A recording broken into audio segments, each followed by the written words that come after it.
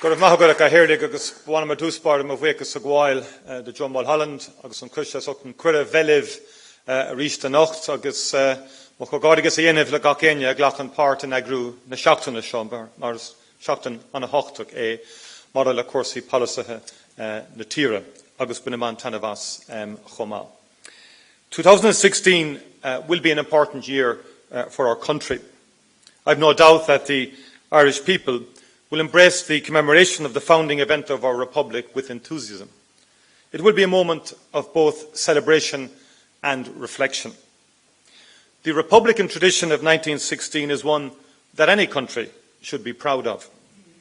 The proclamation remains a remarkable document for its lack of rancour, its promotion of equality, and its demand for a nationalism which is generous and outward-looking. Most of all, this will be the centenary of an event which was spectacularly successful in changing the future of our country and opening up new possibilities. Easter week ended in military defeat. No other outcome was possible. But the rapid and overwhelming progress of the Republican cause in the following years and the dominance of constitutional republicanism since then makes the Irish Revolution one of the most successful and sustained in European history. It was a revolution fought with determination to create a democratic state, and it led to a state which was one of the very few in Europe to resist both fascism and communism in the last century. There is a lot to celebrate next year, and quite frankly, the last thing that is needed is political parties seeking to use the commemoration to promote contemporary political aims. This should be a moment for the people, and the proper role for politics in this is to facilitate remembrance and reflection. Too often in recent decades, 1916 has been abused in the service of current causes. First, anti-nationalist revisionism, and now the new revisionism of the provisional movement, have both sought to cynically misread the legitimate place of 1916 in our political discourse. This new revisionism of the provisionals is perhaps the single biggest barrier to an inclusive commemoration, promoting as it does a cynical rewriting of history and a campaign to legitimise a movement repeatedly rejected by the Irish people.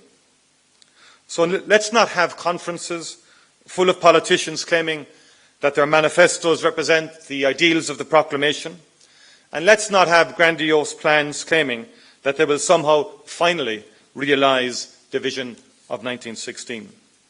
Instead, let's take up a bigger challenge. Let's show how we can continue the work of the men and women of 1916 to build a state which can set a vision for the future, how we can deliver a politics focused on the needs of Irish people today and the years ahead. Whatever way you look at this, the most important element is to have an election which allows a real and honest debate about the future. At some point before the main centenary events, there will be a general election.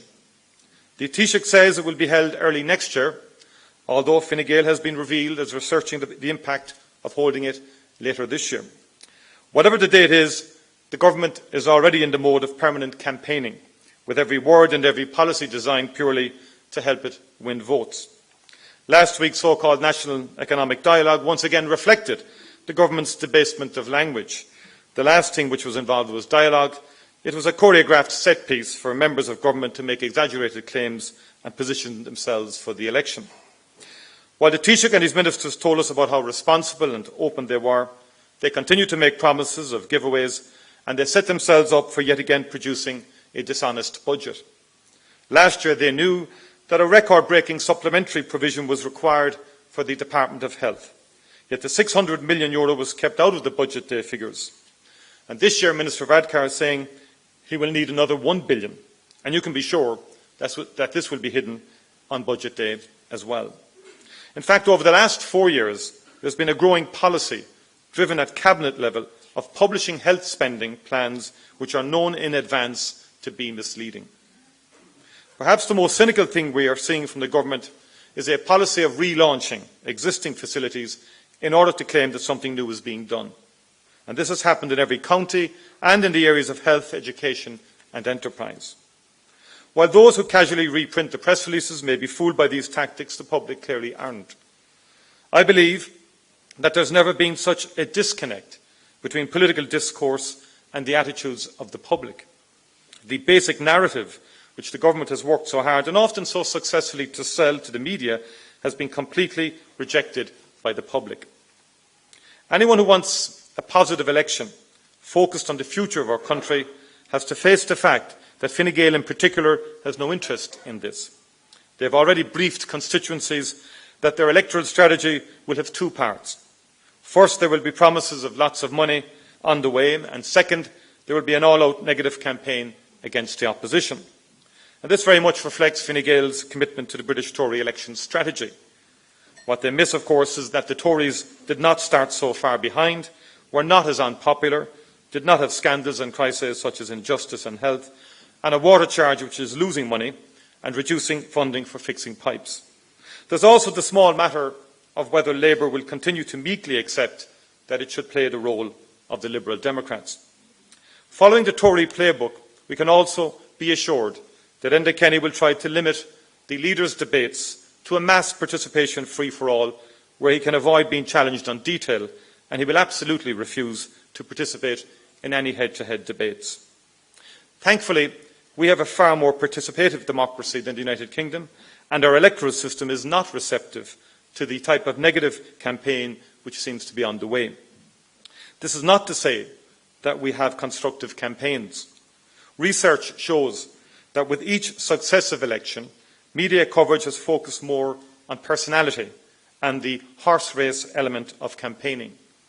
2011 was one of the most consequential elections in our history, but there was very little real debate on the options for policy after the election.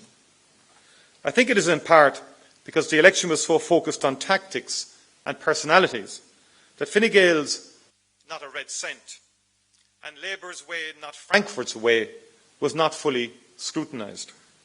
It's also part of the reason why those parties so rapidly abandoned their policies and actually started claiming credit for policies they had voted and campaigned against. I believe we have an opportunity and a duty to deliver an election which actually discusses credible ways forward for our future. If we have another election where questions are focused on politics to the exclusion of substance, it will be another missed opportunity for our country. There's actually no difference. There is no actual difference between Gerry Adams' tell the Troika to go to hell and Labour's way or Frankfurt's way. It's well past time to commit to a debate about credible ways forward for our country.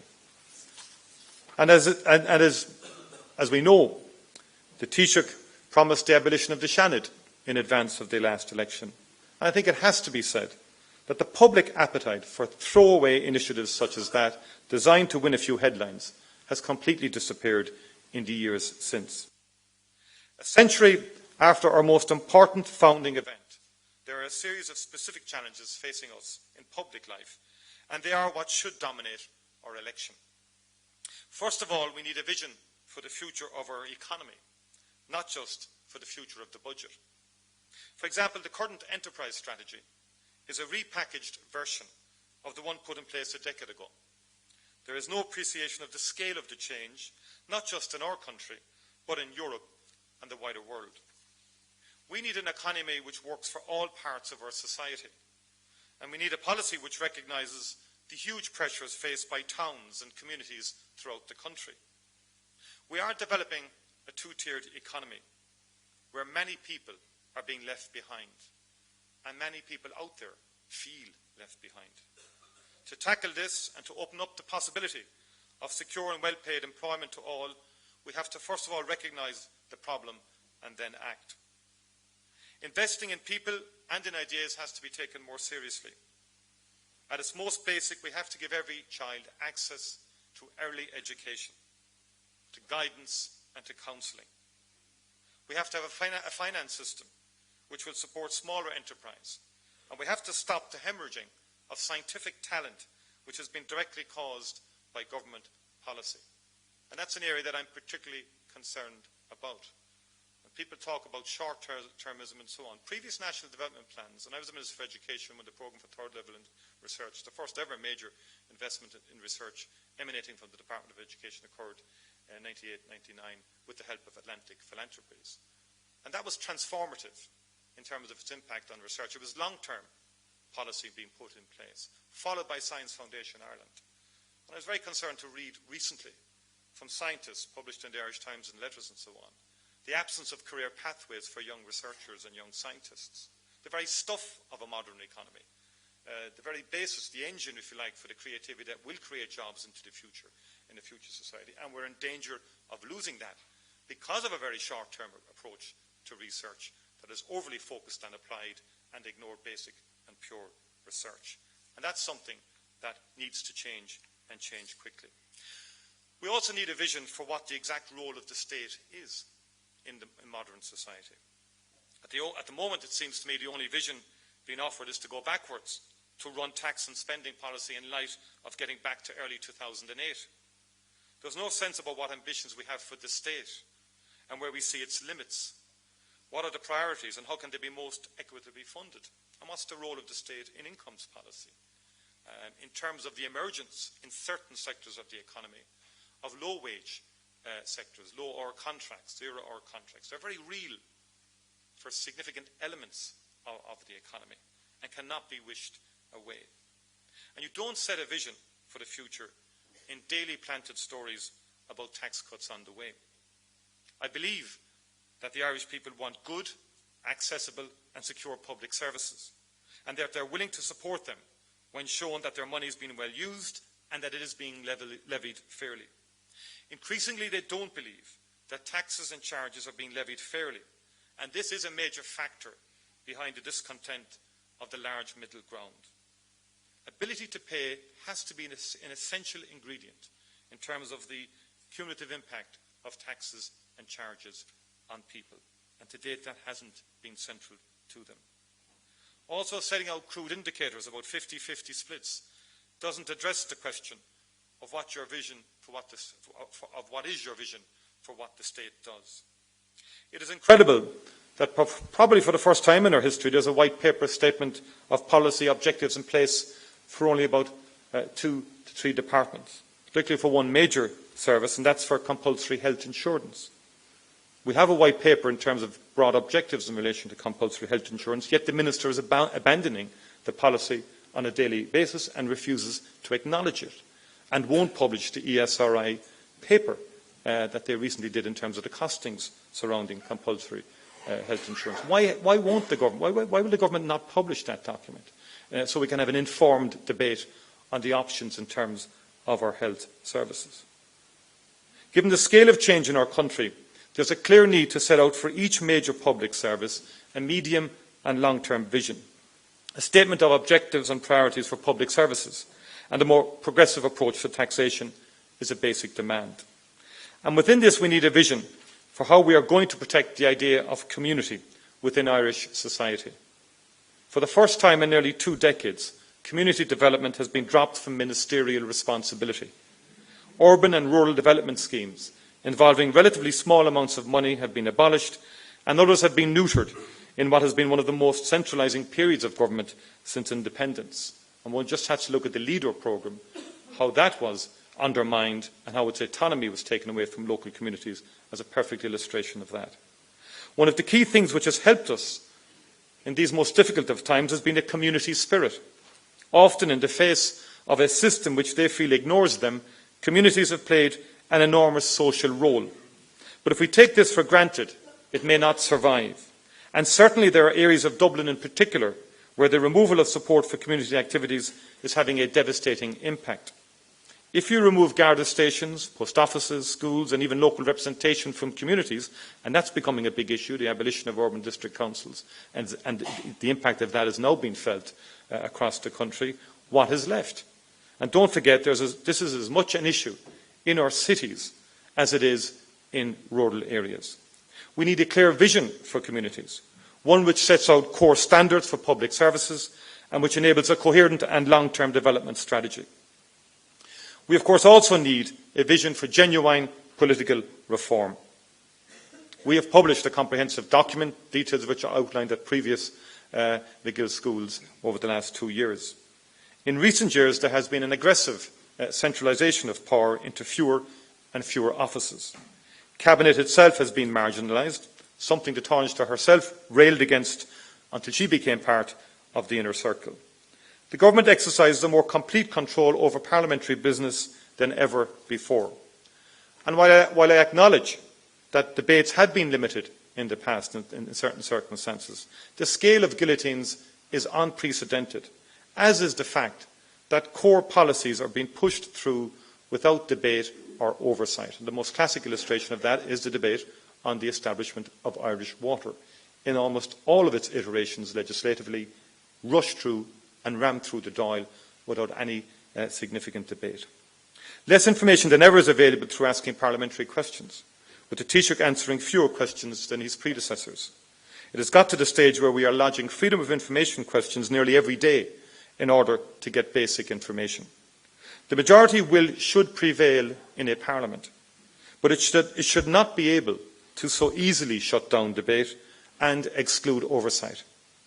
I believe that the first act of the next Dáil should be to begin to end this dominance by opening up key positions to all parties and reforming rules which allow ministers to obstruct basic accountability. Finally, I think we also have to have a vision for the future of this island as a whole. The historic victory of constitutional nationalism in 1998 created dramatic new possibilities for the people of this island. The men and women of violence were pushed into abandoning the reality and threat of violence, and an agreed framework for the future was ratified in referendums both north and south.